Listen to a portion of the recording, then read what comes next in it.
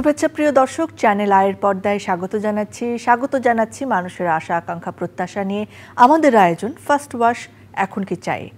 সাথে আছে আমি দীপ্তি চৌধুরী। আমরা দেখেছি রাজনৈতিক ও সামাজিক পট পরিবর্তনের পর একসময় মানুষ বলতে শুরু করেন, কি হলো পরিবর্তন করে, আগেই তো ভালো ছিলাম।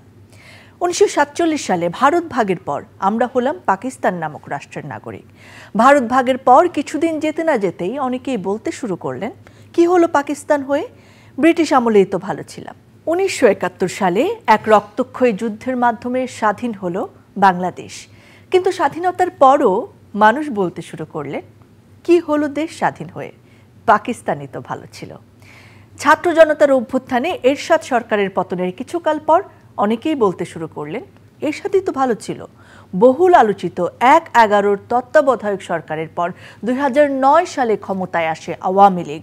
কিন্তু আওয়ামী লীগের প্রথম মেয়াদের সরকারের শেষের দিকেই মানুষ বলতে শুরু করলেন, ১/১১ সরকারই তো ভালো ছিল। পরিবর্তনের আগের সময়ে ভালো থাকার এই অনুভূতিকে অনেকেই রাজনৈতিকভাবে ব্যাখ্যা করেন। বলেন যে যারা ৭১-এ স্বাধীনতার পক্ষে ছিলেন না তারাই পরবর্তীতে বলেন, আগেই তো ভালো ছিলাম। কিন্তু ভালো থাকা না থাকার অনুভূতির এই সরলীকৃত ব্যাখ্যা ধোপে টেকে না। কারণ মানুষ তো এরশাদের সময় ভালো ছিলেন এমন কথাও বলেন ১/১১ সরকারের সময় ভালো থাকার কথাও। তার মানে রাজনৈতিক পট পরিবর্তনের পর মানুষের প্রত্যাশা পূরণে রাজনৈতিক সরকারসমূহের ব্যর্থতা মানুষকে হতাশ করে তোলে। আর এই হতাশা ও অপ্রাপ্তি থেকে তারা বলেন, পরিবর্তনের আগেই ভালো ছিলাম। প্রিয় দর্শক, আমাদের আজকের বিষয় ভালো আছি, ভালো থাকি।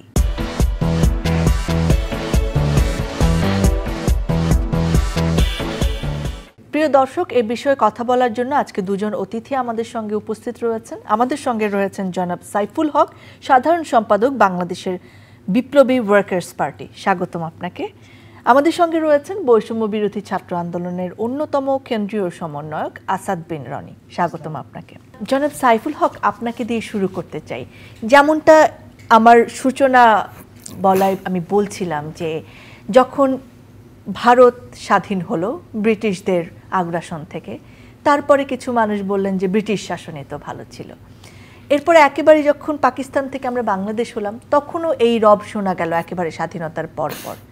কেন সাধারণ মানুষের এই অনুভূতি, কি মনে করেন আপনি? আমাদের মানুষ তো স্বাভাবিকভাবেই যখন একটা বড় পরিবর্তন হয়, মানুষের একটা বড় অংশ তো সেই পরিবর্তনের একটা স্বতঃস্ফূর্ত সমর্থন থাকে। তার চিন্তা চেতনা, তার মনস্তাত্ত্বিকভাবে সেই পরিবর্তনের সাথে থাকে বলেই তো পরিবর্তনটা সম্ভব হয়।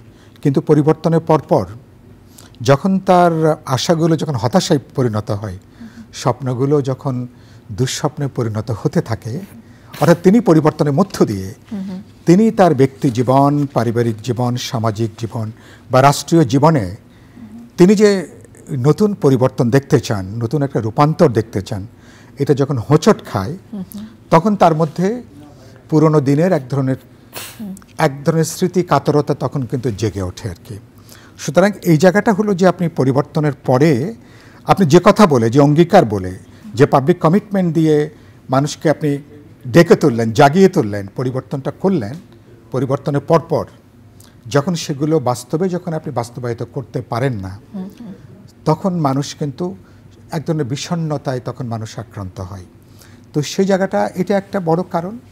২ নম্বর হলো আপনি খেয়াল করবেন, অনেক মানুষের একটা জাড্য কাজ করে, অনেক মানুষের মধ্যে একটা মনস্তাত্ত্বিক একটা অচলায়তন কাজ করে। সমাজের একটা বড় অংশ বড় বড় পরিবর্তনকে সহজে তারা কিন্তু তাদের পক্ষে গ্রহণ করাটা যেমন আছেন তেমনই থাকতে চান, যেমন আছেন তেমনই এক ধরনের অচলায়তন, জাড্য। কারণ হচ্ছে কি, যখন একটা বড় পরিবর্তন হয় তখন ব্যক্তি, পরিবার, সমাজ, রাজনীতি অনেক কিছুর ওলট পালট ঘটে। যে পরিবর্তনের সাথে সবাই কিন্তু যে তাল মিলিয়ে চলা বা পরিবর্তনকে স্বাগত জানানো, কারণ পরিবর্তনের মধ্যে কিছু ঝুঁকি থাকে, কিছু দায়িত্ববোধের প্রশ্ন থাকে, অনেকে তার সাথে কিন্তু তাল মেলাতে পারেন না। কিন্তু আপনি যেটা বললেন, এটা প্রধান কারণ কিন্তু হচ্ছে কিছুটা রাজনৈতিক, অর্থনৈতিক বা সামাজিক, যে আপনি মানুষ কিন্তু হাতে হাতে ফলাফলটা দেখতে চায়। পাকিস্তান হওয়ার পরে আপনি যে কথাটা বললেন যে লড়কে লেঙ্গে পাকিস্তান বলে যখন পাকিস্তানের আন্দোলনটা সফল হলো, কিন্তু এর পরপরই পাকিস্তানের বিশেষ করে পূর্ব বাংলার মানুষের যে স্বপ্নভঙ্গ যেটা হয়েছে, তো পরপরই মানুষের মধ্যে সেই এক ধরনের বেদনাবোধ থেকে এই জায়গাটা এসছে। ৭২ আপনি খেয়াল করবেন মুক্তিযুদ্ধের আমাদের এই ২৩ বছরের পাকিস্তান বিরোধী লড়াই, আমাদের ইতিহাসের সবচেয়ে গুরুত্বপূর্ণ ঘটনা, আমাদের যে মহান মুক্তিযুদ্ধ, এই যুদ্ধের মধ্য দিয়ে আমরা সাম্য, মানবিক মর্যাদা, সামাজিক ন্যায় বিচারের যে অঙ্গীকার আমরা করলাম, এবং ৭২ সংবিধানের মধ্য দিয়ে পরবর্তীকালে কিন্তু স্বাধীনতার উৎসাহ লগ্ন থেকেই দেখা যাচ্ছে কিন্তু যে তরুণ বলি, যুব বলি, সমাজের নানা অংশ বলি, এমনকি মুক্তিযোদ্ধাদের মধ্যেও এক ধরনের হতাশা, এক ধরনের বিক্ষোভের জায়গাটা। কারণ আমরা ওই পরিবর্তনটার জন্য যে রাজনৈতিক কাঠামো দরকার, অর্থনৈতিক কাঠামো দরকার, সামাজিক বিন্যাস দরকার, সেটার জন্য কিন্তু যদি সেটাকে করা না যায় তখন মানুষের এই ধরনের এক ধরনের নস্টালজিয়া অন্যভাবে কিন্তু কাজ করে। সেই জন্য দায়িত্বটা চাপে পরিবর্তনে যারা কাণ্ডারি, যারা কুশীলব, যারা নেতৃত্ব দিচ্ছেন, তারা কিন্তু মানুষের আকাঙ্ক্ষার পক্ষে তাদের কিন্তু দাঁড়ানোটা খুব গুরুত্বপূর্ণ। এবং অনেকগুলো বড় বড় পরিবর্তনে বড় বড় সিদ্ধান্ত দরকার, যে সিদ্ধান্তগুলো হবে ডিসাইসিভ, রাজনৈতিক সিদ্ধান্ত, অর্থনৈতিক সিদ্ধান্ত, সামাজিক সিদ্ধান্ত।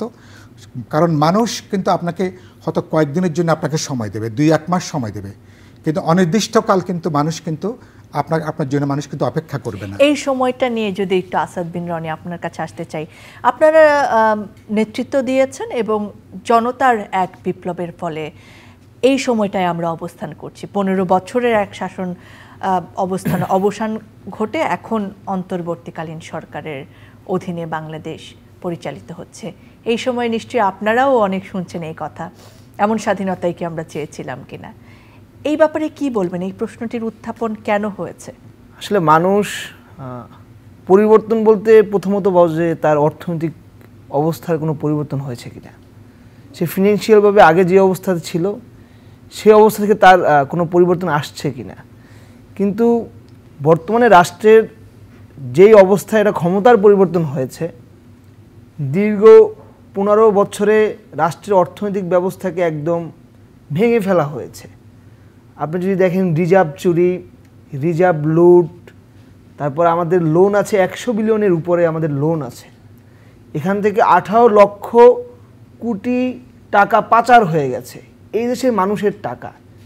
এই রকমের একটা অবস্থায় একটা গণ অভ্যুত্থান হয়েছে এবং একটা অন্তর্বর্তীকালীন সরকার তারা দায়িত্ব নিয়েছেন এবং তাদের তো অবশ্যই এই অর্থনৈতিক যে আনস্টেবিলিটি রাষ্ট্রে তৈরি হয়েছে সেটা স্টেবল করতে তাদের সময় লাগবে। আপনি ১৫ বছরের একটা লুটপাট আপনি ২ মাসের ভিতরে একটা সলিউশনে নিয়ে আসবেন, এইটা চিন্তা করা আমি মনে করি শুধু কি অর্থনৈতিক, আমার মনে হয় আরো অনেক কারণ রয়েছে। দেখা গেছে চাঁদাবাজি বন্ধ হয়নি, শুধু দল পরিবর্তন হয়েছে, হয়তো অত্যাচার হয়তো বন্ধ হয়নি, শুধুমাত্র মানুষ পরিবর্তন হয়েছে। এই কারণগুলোও কি দায়ী নয়? আজকে আমাদের ফার্স্ট অ্যানিভার্সারি। Happy anniversary. ও শিজ, এখন কি হবে? এখন হবে ফার্স্ট ওয়াশের 10 মিনিটস পাওয়ার ওয়াশিং এর ম্যাজিক। ফার্স্ট ওয়াশ ডিটারজেন্ট পাউডারের মাল্টি বুস্টার কাপড়ের যে কোনো দাগ ময়লাকে নিমেষে দূর করে এবং কালার গার্ড কাপড়ের রঙকে রাখে নতুনের মতন। সম্পর্কের রং থাকুক ফার্স্ট ডের মতন নতুন। আর জামা কাপড়ের জন্য ফার্স্ট ওয়াশ তো রয়েছেই, সাদার আরেক নাম ফার্স্ট ওয়াশ ডিটারজেন্ট পাউডার। তা তো অবশ্যই, কিন্তু আগের মানে সেটা হলো পলিটিক্যাল পার্টি যারা আছে, রাজনৈতিক দল যারা আছে, এই কর্মকাণ্ডগুলোর সাথে নির্দিষ্ট কয়েকটি রাজনৈতিক দলই অন্তর্ভুক্ত। তারা আগে যে বাজার যে চাঁদা তুলতো এখন তাদের অন্য কেউ তুলছে, তাদের লোকজন তুলছে, কিন্তু চাঁদা তো দিতেই হচ্ছে সাধারণ ব্যবসায়ী যে আছে তাকে। এবং এটা হচ্ছে কি এখন যে আইন, আমাদের যে আইন কাঠামো আছে, আমাদের যে রুল অফ ল আছে, সেটা এখনো রাষ্ট্রে আমাদের যে বর্তমান স্বরাষ্ট্র উপদেষ্টা আছে সে এখনো রুল অফ ল ঠিক করতে পারেন, এটা তার ব্যর্থতা আমি বলবো। কারণ সে দায়িত্ব নিয়েছে ২ মাস হয়েছে, কিন্তু এখন পর্যন্ত থানাগুলো ঠিকমতো কাজ করছে না। থানা কাজ না করলে আপনি নতুন দ্রুত নিয়োগ দিয়ে থানাগুলোকে, রাষ্ট্রে যদি আইন শৃঙ্খলা ঠিক না থাকে তাহলে তো আলটিমেট রাষ্ট্রের কোনো অঙ্গই ঠিকভাবে রান করবে না। সে জায়গা থেকে আমরা এখনো আসলে কোনো নির্দিষ্ট তার বক্তব্য পাচ্ছি না আমরা। সে জায়গায় তাদের মানে এক ধরনের ব্যর্থতা রয়েছে, সেটা আপনি স্বীকার করছেন। জনাব সাইফুল হক, আপনার কাছে আমি আসতে চাই, এই যে পরিবর্তনের স্বপ্নের পরে আশাভঙ্গের যে দায়, এই দায়টা আসলে কে নেবেন?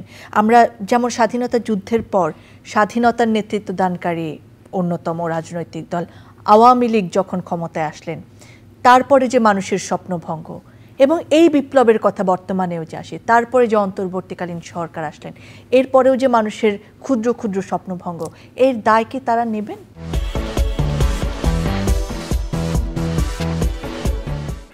প্রথমত আমি আপনাকে নির্দিষ্ট করে বলতে, আমাদের রাজনৈতিক সংস্কৃতির মধ্যে দায় নেবার কোনো সংস্কৃতি আমাদের মধ্যে কিন্তু গড়ে ওঠেনি। যে আমি যে অঙ্গীকার করেছি, আমি যে কমিটমেন্ট করেছি, আমি যে দায়িত্বের জন্য আমি অ্যাসাইন হয়েছি, সেই দায়িত্ব পালন করবার না খেলে এই যেটা আত্মপর্যালোচনা, আত্মসমীক্ষা বা আত্মসমালোচনা, ওই যে আমরা একটু ছোটকালে পড়েছি না, দুনিয়াকে পরিবর্তন করতে চাও, কিন্তু তার আগে তোমাকে পরিবর্তন তুমি আগে করো। তো এই যে জায়গাটা, তার মানে আমার পরিবর্তনের প্রথমত সহযাত্রী হওয়া। আরটা খুব গুরুত্বপূর্ণ হলো যে রাষ্ট্র পরিচালনার ক্ষেত্রে অনেকগুলো বললাম ডিসাইসিভ সিদ্ধান্তের দরকার। অনেকগুলো অ্যাপারেন্টলি এটা খুব জনপ্রিয় বিষয় নাও হতে পারে। ধরুন আপনি অর্থনীতির ক্ষেত্রে, যেটা আপনি একটু আগে বলছিলেন, ধরুন এই সিন্ডিকেটগুলো হয়তো কিছুটা হাত বদল হয়েছে, কিন্তু সিন্ডিকেট আগের মতোই বহাল আছে। তাহলে সিন্ডিকেটের বিরুদ্ধে আপনি কত সিদ্ধান্তমূলক সিদ্ধান্ত আপনি গ্রহণ করতে পারছেন কিনা, খুব গুরুত্বপূর্ণ। আমাদের ব্যাংকিং ক্ষেত্রে আমি বলবো এই সরকারের কিছু গুরুত্বপূর্ণ সাফল্য হচ্ছে, আমি বলবো ম্যাক্রো ইকোনমির ক্ষেত্রে, আমাদের সামষ্টিক অর্থনীতির ক্ষেত্রে। আমি বলবো এটা একমাত্র ক্ষেত্র যেটা সাফল্যটা খানিকটা ভিজিবল এটার জন্য, যেটা একটু আগে রনি যেটা উল্লেখ করলেন। এখনো পর্যন্ত আইন শৃঙ্খলা পরিস্থিতি, এখনো পর্যন্ত আমরা কিন্তু জনজীবনের নিরাপত্তাকে আমরা কিন্তু এখনো পুরোপুরি নিশ্চিত করতে পারিনি। এটার কারণটা কি, যে পুলিশ বা আপনার আইন শৃঙ্খলা রক্ষাকারী বাহিনীকে রাষ্ট্রের পেশাদার বাহিনী হিসেবে গড়ে না তুলে তাকে অনেকটা সরকারি দলের আপনি অঙ্গ সংগঠন মতন আপনি কিন্তু ব্যবহার করেছেন। তাহলে এই সংস্কৃতি থেকে আপনাকে বেরিয়ে আসা দরকার। তাহলে পুলিশের মনস্তাত্ত্বিকভাবে তার পরিবর্তন, তার একটা গণতান্ত্রিক পুনর্গঠন, যে পুলিশ কোনো দলীয় বাহিনী না, বা আমার রাষ্ট্রের বিভিন্ন সংস্থা বা আমার যতগুলো এলিট ফোর্স আছেন যাদের জন্য আমরা খাজনা ট্যাক্স দিই, তাহলে এরা পেশাগতভাবে তারা দায়িত্ব পালন করবে। অনেকগুলো কঠিন সিদ্ধান্ত দরকার হবে।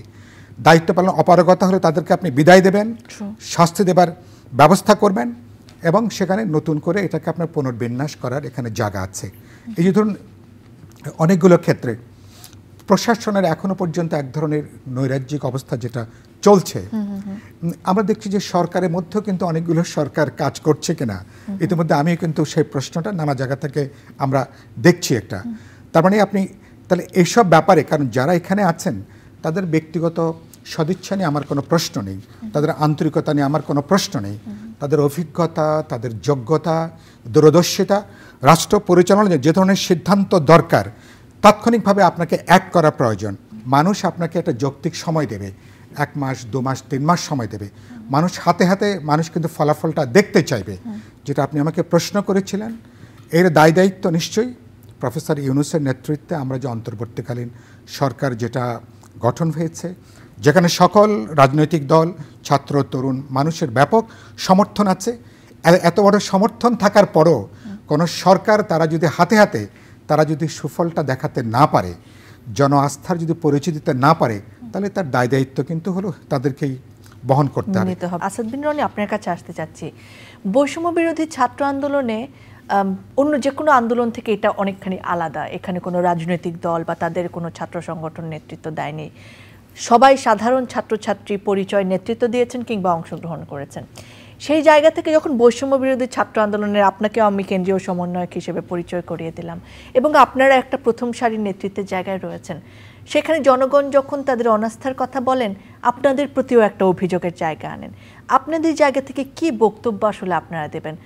এই বক্তব্যটা নানা ধরনের হতে পারে। আমি আপনাকে আপনার কথা বলার জায়গাটা একটু পরিষ্কার করে যদি বলতে চাই, যে হয়তো আপনারা স্বরাষ্ট্র মন্ত্রণালয়ের যে দায়িত্ব সেটা পালন করতে পারবেন না, সরাসরি কোনো কাঠামোগত পরিবর্তন আনতে পারবেন না, কিন্তু তারপরে আপনারা যে বিশাল প্রত্যাশার জায়গা তৈরি করেছেন, দেশ সংস্কার করবেন সেই কথা বলে, সেই জায়গায় এমন স্বাধীনতাকে চেয়েছিলাম। এই প্রশ্নটি আপনাদের বা এই আন্দোলনের যারা শুরুর দিকে রয়েছেন, যারা আন্দোলনকে প্রবলভাবে শক্তিশালী করেছেন, তাদের দিকেও ছুড়ে দেয়া হয়।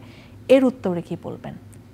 প্রথমত যারা এই প্রশ্নটা করে এবং গভর্নমেন্টের দায়ভারের সাথে বৈষম্য বিরোধী ছাত্র আন্দোলনকে গুলিয়ে ফেলে, সেই জায়গাটা আসলে ক্লিয়ার হওয়া দরকার। কারণ বৈষম্য বিরোধী ছাত্র আন্দোলন এই প্ল্যাটফর্মটা কিন্তু গভর্নমেন্টের অংশ না, বা এবং আমরা কিন্তু গভর্নমেন্ট পার্টিও না। যেমন আওয়ামী লীগ, বিএনপি তারা দীর্ঘদিন একটা তাদের সরকার এবং দলীয় দল এক হয়েই ছিল। সেক্ষেত্রে কিন্তু আমরা শুরু থেকেই বলে এসেছি এই সরকারকে আমরা পর্যবেক্ষণে রাখবো এবং আমরা একটা প্রেশার গ্রুপ হিসেবে মাঠে থাকবো। এবং আমরা কিন্তু প্রতিনিয়ত আমরা কিন্তু সরকারের যে ভুলগুলো আছে, আপনার এই টক শোতে আমি অনেকবার এসেছি এবং সেই জায়গাগুলোতে কিন্তু আমরা নোটিশ করেছি। এবং আমরা যারা উপদেষ্টা মণ্ডলী আছে তাদের কাছে আমাদের যতটুকু কানেকশন আছে, আমরা তাদের যে ত্রুটিগুলো আছে উত্থাপন করার সবসময় চেষ্টা করি। এবং মাঠ পর্যায়ে আপনারা দেখবেন যে সচিবালয়ে ডিসি নিয়োগ নিয়ে যে একটা বিতর্ক তৈরি হয়েছে, আমরা কিন্তু এর সরাসরি প্রতিবাদ করেছি। তো সেই জায়গা থেকে যারা এই প্রশ্নটা করে তাদেরকে আমার মনে হয় একটু তাদের জায়গা থেকে যে ভুলের ভিতরে তারা আছে, যে বৈষম্য বিরোধী ছাত্র আন্দোলনকে পাওয়ার পার্টি মনে করা, এই জায়গা থেকে তাদের সরে আসতে হবে। আমরা ক্ষমতার অংশীদার নই, আমরা পর্যবেক্ষক হিসেবে আছি, রাজপথে প্রেশার গ্রুপ হিসেবে আছি এবং থাকবো। যে কোনো রাষ্ট্রের যে কোনো ক্রাইসিসে, রাষ্ট্রের যে কোনো সংকটে বৈষম্য বিরোধী ছাত্র আন্দোলন রাজপথে আছে, রাজপথেই থাকবে। বাহ, এই জায়গাটি মনে হয় আমার দর্শকদের জন্য পরিষ্কার করার জায়গা ছিল যে একটি আন্দোলনে যারা নেতৃত্ব দিয়েছেন এখনই তাদেরকে আবার প্রশ্নবিদ্ধ করে আসামের কাঠগড়ায় দাঁড় করানো। জনাব সাইফুল হক, আপনার কাছে আজকের আয়োজনের শেষ প্রশ্নটিতে যেতে চাই। আপনার একটু আগের কথাতেও যেটি আসলে উঠে আসলো যে রাজনৈতিক দলের এক ধরনের সীমাবদ্ধতা রয়েছে জনগণের আশা আকাঙ্ক্ষা প্রতিফলনের ক্ষেত্রে। আমরা যদি আমাদের ইতিহাস ঘাঁটি, কোনো রাজনৈতিক দলের আমলে মানুষ ভালো ছিল এই কথাটি বলতে আসলে আমরা পরেও খুব একটা শুনি না, বরং আমরা শুনেছি যে এরশাদের আমলেই ভালো ছিলাম, কিংবা ১/১১ সময়ে অনির্বাচিত সরকারের আমল ওইটাই তো ঠিক ছিল, কিংবা সামরিক শাসন জিয়ারটাই তো ভালো ছিল। কিন্তু ১৯৮৬ আওয়ামী লীগের আমলই ভালো ছিল বা ১৯৯১ সালের বিএনপির আমলই ভালো ছিল, এরকম খুব কম শুনি। কেন আসলে রাজনৈতিক দলের শাসনের প্রতি মানুষের এত অনাস্থা ঐতিহাসিকভাবে আমাদের বাংলাদেশে?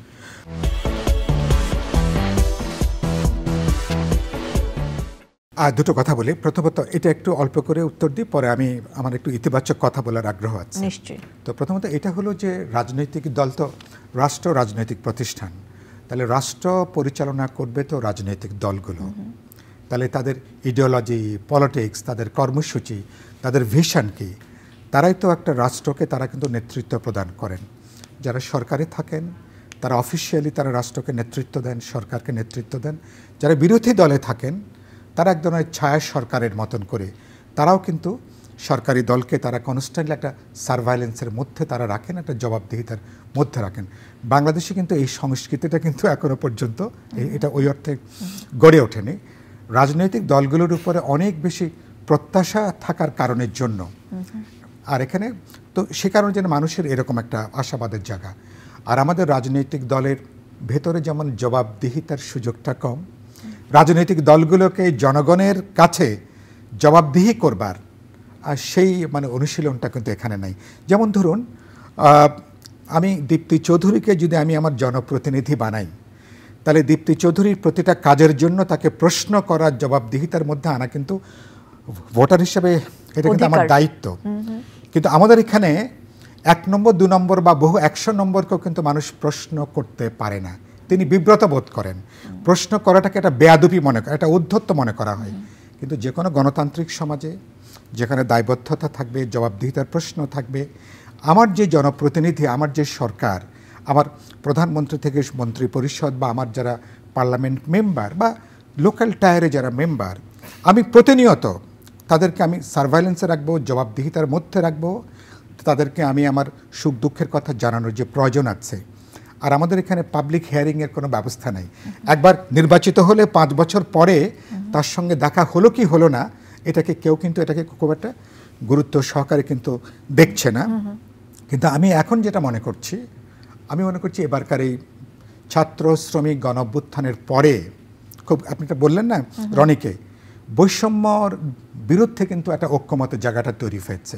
সমাজটাকে বৈষম্য যেখানে যেখানে আছে, শুধু ওরা শুরু করেছে শিক্ষা প্রতিষ্ঠান দিয়ে তো, কিন্তু এটা বাস্তবে অর্থনৈতিক যে বৈষম্য, সামাজিক বৈষম্য, সমাজের ধনী গরিবের যে বৈষম্য, এমনকি শিক্ষা ব্যবস্থার যে বৈষম্য, তাহলে সমস্ত ক্ষেত্রে, এমন শহরের সাথে গ্রামের যে বৈষম্য, পুরুষের সাথে নারীর অধিকার মর্যাদার যে বৈষম্য, তাহলে আপনাকে সর্বব্যাপী বৈষম্যের বিরুদ্ধে একটা গণচেতনা কিন্তু এখন গড়ে ওঠে। এটা কিন্তু বড় একটা অর্জনের জায়গা।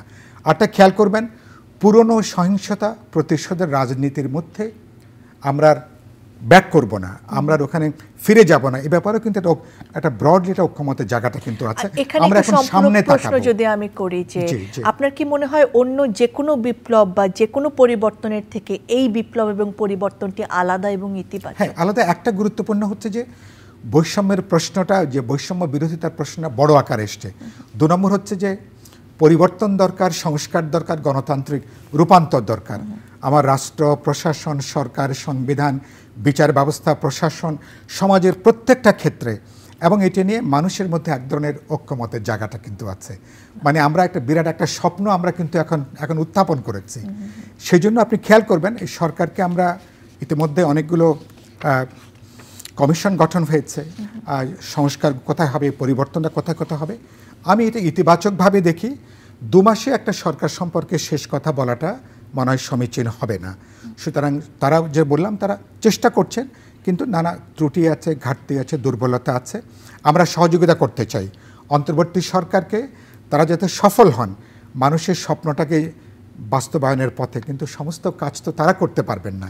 তাহলে এটার জন্য একটা জনগণের ইলেক্টেড জনপ্রতিনিধি লাগবে, পার্লামেন্ট লাগবে, সরকার লাগবে। সুতরাং আমরা সে পর্যন্ত সরকারকে নিশ্চয়ই আমরা সহযোগিতা করব। যদি আমরা ঐক্যবদ্ধভাবে যদি আমরা এগোতে পারি, মানুষের কিন্তু অর্জন তার স্বপ্নের চেয়ে কিন্তু অনেক বড়।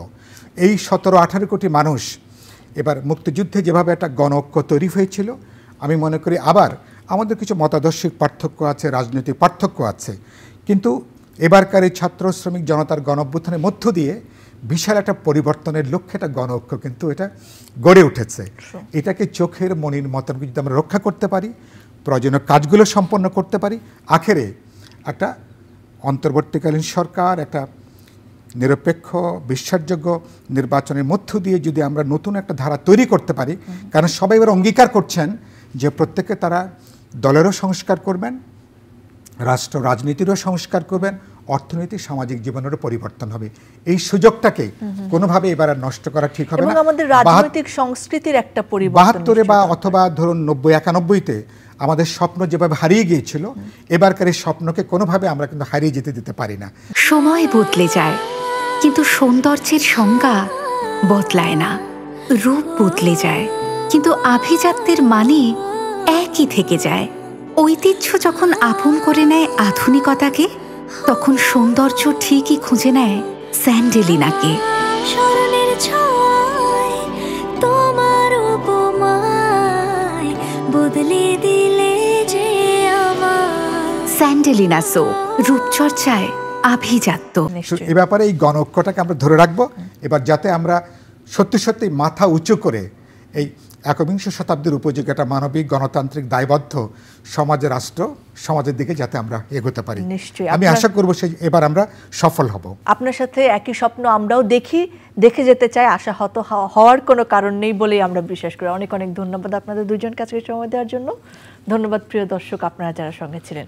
প্রতিটি আন্দোলন ও গণজাগরণ নতুন করে নতুন আশা দেখায়, নতুন স্বপ্ন দেখায়। নানা কারণে অনেক সময় আশা পূরণ হয় না, স্বপ্ন ভেঙে যায়, কিন্তু তার মানে এই নয় যে আন্দোলন ও সংগ্রামের আগের জীবনই ভালো ছিল। ব্যক্তি ও গোষ্ঠী স্বার্থের ডামাডোলে পূরণ হয় না মানুষের প্রত্যাশা, কিন্তু তারপরও মানুষ নতুন করে স্বপ্ন দেখে, বুক বাঁধে নতুন আশায়। এবারের বৈষম্য বিরোধী আন্দোলনের চরিত্র ও ধরন একেবারেই ভিন্ন। এই আন্দোলনের সুফল কোনো সুবিধাবাদী রাজনৈতিক গোষ্ঠী এবং শক্তির পকেটস্থ হবে না, সেই আশা করি আমরা আবার সেই আশাতেই বলতে চাই যে এবারের আন্দোলন পরবর্তী বাংলাদেশে আমরা দ্বিধাহীন কণ্ঠে বারবার এটি বলবো এবং বিশ্বাস করব যে আগে না, এখনই ভালো আছি আমরা। ধন্যবাদ প্রিয় দর্শক, দেখা হবে আবার। আজকের মতো বিদায় নিচ্ছি।